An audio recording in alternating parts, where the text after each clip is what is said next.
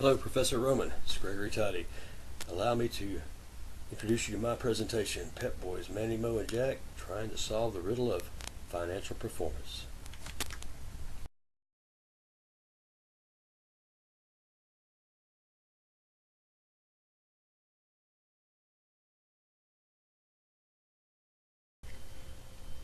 Purpose of the following research is to synthesize Pep Boys' investment strategy for shareholder value, to provide an analysis of the financial performance of Pep Boys, to evaluate financial statements and ratios for the effectiveness, to compare the current financial health of the organization as it relates to other companies in the industry.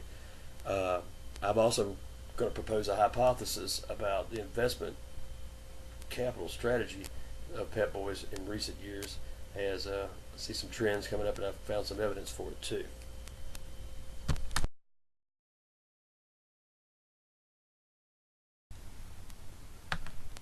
Okay, basically what we're doing here is, on this report, we're going to have an organizational overview, financial statement analysis, which includes an analysis of the cash flows, stock performance analysis, and cost of capital or required return on investment, and then valuation of the organization, the book value and the common stock value, to discuss the appropriate organizational development options with the inclusion of general risk and return scenarios from a management perspective.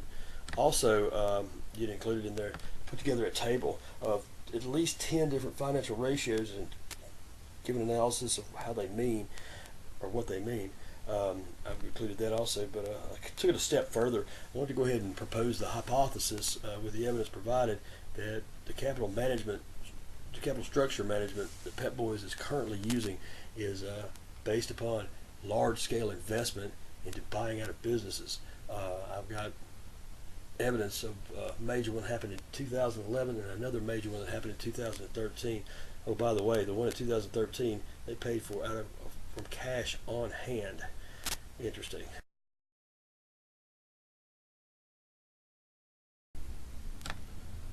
All right, a little bit of a background. Pep Boys, Manny, Mo, and Jack was founded in Philadelphia in 1921 by Emanuel Rosenfeld, Maurice Strauss, and W. Graham Jackson, and another guy named Mo Radovitz. Okay, the Jack Jackson guy left just a couple of years later, and they believe that the picture's really not even him anymore. They are the broadest provider of customer satisfaction in the automotive aftermarket. They have parts, they have services, they sell tires, they sell batteries. It's a pretty big organization.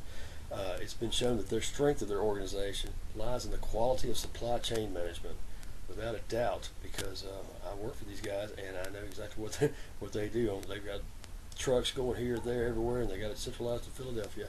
Became a public company just after World War II in 1946, and became a worldwide industry giant under the leadership of Mitz Leibowitz, and he was the first guy that wasn't one of Manny, Mo, or Jack's to be a CEO. That was in 1986. The most complete company in satisfying customers in the industry, and today the company is growing rapidly primarily through the acquisition of several chain of tire and service facilities.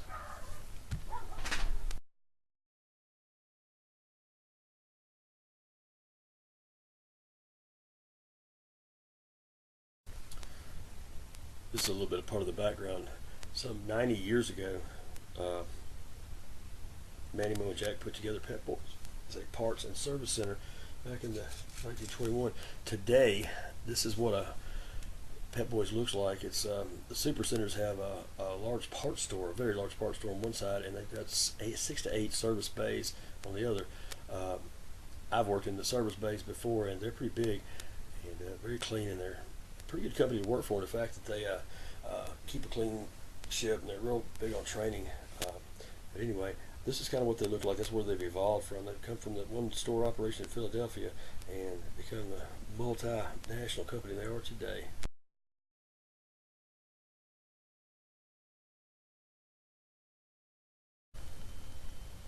I do realize that the most important thing about a presentation is keeping the audience's interest, and therefore brevity is paramount in this condition. So I'll be on my way with this.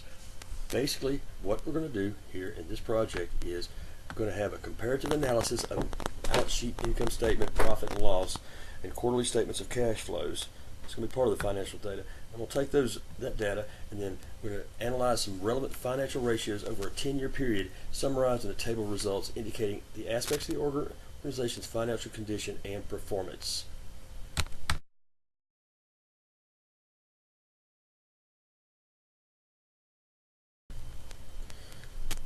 And here's a couple of examples of their financial information. It's a balance sheet, which pretty much is exactly what it implies. It's where your assets have to equal your liabilities plus your owner's equity, but it's got to equal zero or it's not a balance sheet.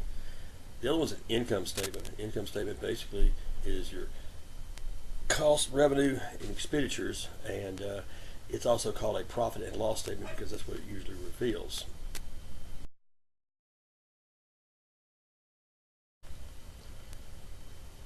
This financial statement is called a statement of cash flows, and it's a little different from the other two in the fact of the matter that it can hold information that you pretty much can't get around. Balance sheet and income statement, there's things you can leave off or whatever. You really can't modify this. Statement of cash flow has 3 different sections to it. Basic one. One of them is income from cash from operating expenses. It's usually a positive number. And then you've got cash from investing activities. Usually it's a negative number, so that's going to be invested in long fixed assets, things like that. And then the final section is called cash flows from financing activity, and it can be either positive or negative. Usually it's going to be negative if they're doing any kind of financing with it and everything. Okay, these are the 3 statements we're going to analyze with this. Get together an idea of where the financial health and the strategy is for Pep Boys.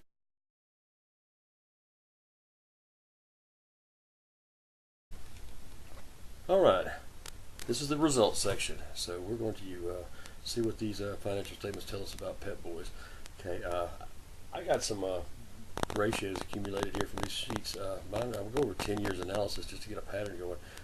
Basically, comes out, and I've got a graph here to show you the trends and make it a little bit easier to understand. The balance sheet, and first thing we look at, basically it comes out consistently weak through time. You can see by the top graph, you've got your current ratio, and your bottom graph is going to be your total liabilities to total assets ratio. There it's just separated the entire time, the difference being. So balance sheet's pretty weak for Pep Boys.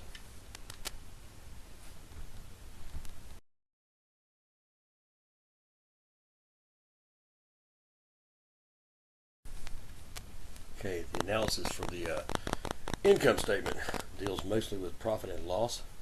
Alright, it shows that your net profit margin goes up and down, up and down. A lot of time, most of it's below zero. Well, that's a negative net profit margin. That's really not a very good thing to have if you're a retail business. Also, it can be noted that they've done very little reinvestment of the profits over the last 10 years. See on that graph there too, most of the time it's below the zero. There. It's kind of revealing.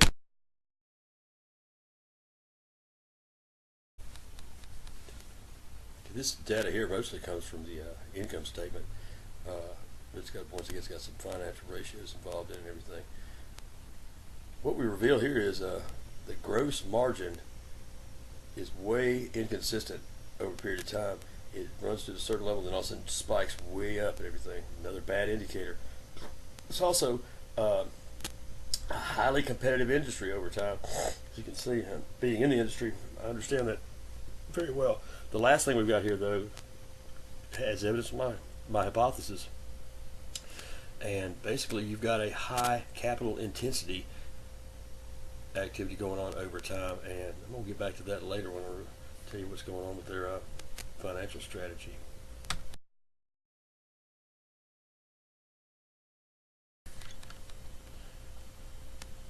This next slide features some of the more common financial ratios used to analyze a business financial health. On the top one's cash flow ratios. Some pretty important ones there are going to be the capital expenditures as a percentage of sales, and then of course the two with the free cash flows from sales and from net income.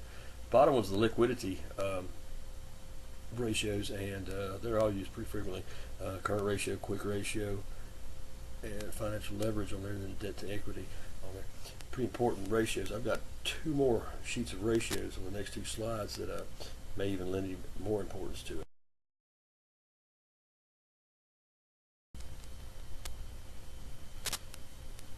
Efficiency ratios, okay, pretty much what they say what they are.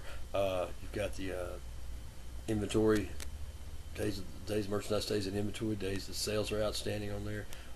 One of the more interesting ones is the cash conversion cycle. It's like Pep Boys is pretty good on that one and everything. Fixed asset turnover comes up on a couple of different sheets, and asset turnover comes up over it. It's an important ratio when you're doing the capital structure management, where you have a high deal of investing in the future, and you want to make sure you get the cost of capital right.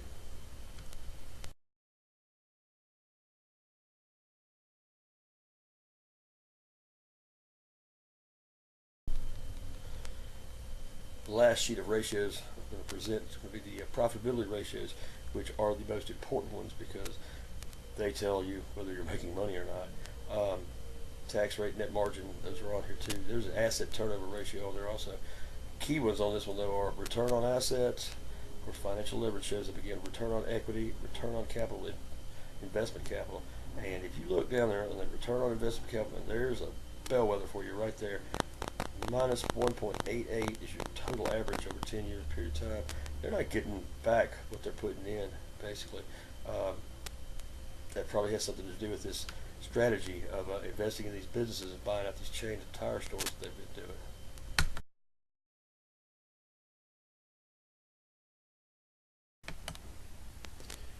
Okay, ratio comparisons and analysis of the liquidity ratios. They all look pretty well in line.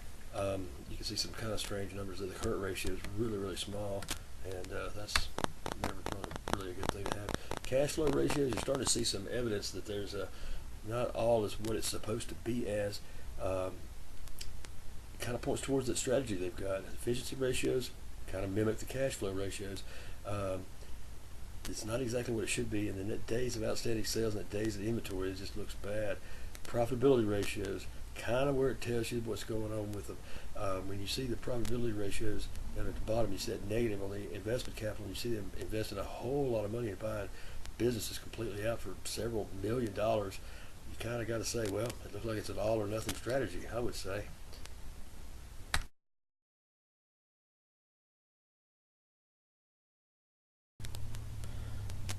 Stock performance over time and the earnings, both these graphs are going to show you the same thing about the strategy.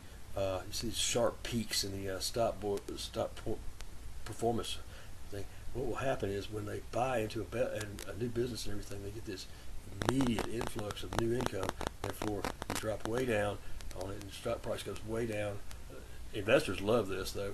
It goes way down, and then as soon as they buy into it, they get also new income, so the stock just jumps dramatically. People have made a lot of money off of this. Earnings is the same way. It's kind of deceptive on the earnings, though. It really seems to be a steady climb, but it's kind of a misnomer there with that.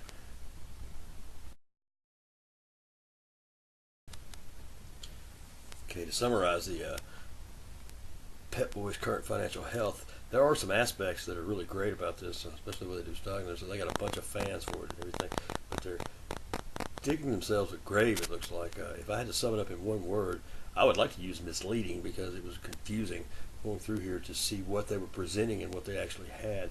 But looking at financial advisors word, he would classify it as poor because pretty much all their financial statements show up that way as poor. I've included this quarterly financial data sheet in here. It's unaudited yet, so you just get what the raw data is before the SEC gets a hold of it. And you can see a little bit about what's going on with there, especially the negative numbers come out on that.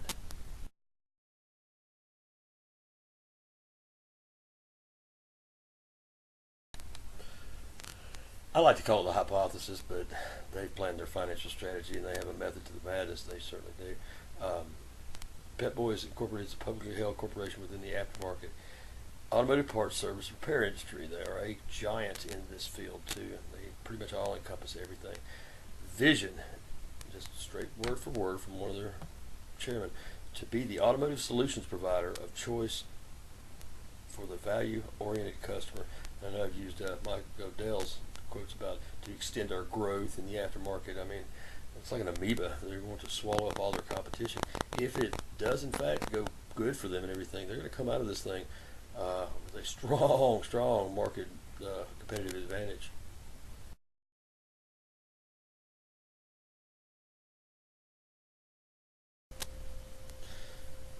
In the essence of brevity and in order to support my hypothesis a little bit better, I'm going to use a contrasting reference in this too. First of all, this is about using the investment strategy for acquisitions and everything. Two noted things. 1985 or 85 Big Ten tire stores were bought by in 2011. I just happened to be working for Big Ten Tires at that time. Actually, I went to work for Big Ten Tires because they were getting bought out by Pep Boys. Stayed there for about 8 months. It's really strange being on that end where there's so much animosity and hatred and everything from the organization that gets absorbed. Around 20 years beforehand, I was the absorbing organization for a company called Express Oil Change. We bought out a Speedy Lube and Tune and a Goodyear facility in Mobile, Alabama. It's quite a contrast, but I've been on both sides of that fence. And then, of course, just recently they bought 17 discount tire centers in Southern California. These are not cheap investments at all. Big Ten was it was like $100 million or something crazy, and it really changed the economy quite a bit in Mobile. It did. But what I wanted to say was this little thing here about this guy come out and said four different reasons why acquisitions can improve your financial health. What he's talking about is the acquisition adds value because, of course, there's more service facilities. The earnings become improved. The shareholders' value goes up. You got a low entry price on that stock right when they buy them, and that favors high stock returns. And those analysts are really happy because of the financial growth. Okay.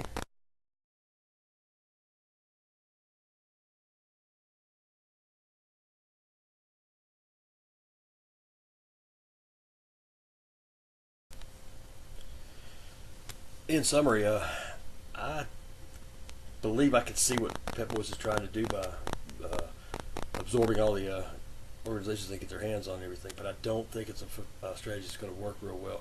They're a little deceptive about the way they present their stuff, and they're constantly staying in trouble with the SEC. But anyway, Mike Odell standing there with the three caricatures. That's quite a sight. He's quite a colorful personality, by the way. He's always got a very quotable kind of guy. And anyway, I think they're going to be okay as long as he's around. He seems like he knows what he's doing. But anyway, I'd like to say thank you, and especially I'd like to thank the Academy and all those other people involved in making this such a wonderful endeavor.